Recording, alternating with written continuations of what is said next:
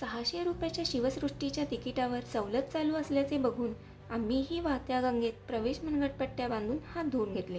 कैदखान्यात कोणीतरी खुकार कैदी असेल म्हणून शंभूला जाऊ नको म्हणत असतानाच पाहिलं तर तिथे फक्त कचराच होता.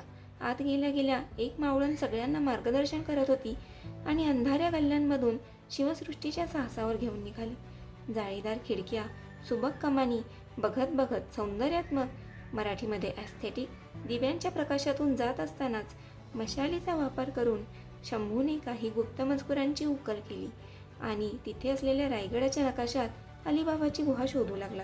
पण इतक्या लोकांसोबत खजिन्याच्या वाटणीच्या विचाराने त्याने ती शोध मोहीम तिथेच थांबवली. 17व्या शतकात शिवाजी महाराजांनी आग्र्याहून स्वतःची सुटका कशी करून घेतली हे बघताच शंभूचा चाणाक्ष मस्तिष्क निमिषार्धात वाऱ्याच्या वेगाने पळू लागला आणि 21व्या शतकात स्वतःची अभ्यासातून कशी सुटका करून घ्यायची याची योजना बनवायला घेतली.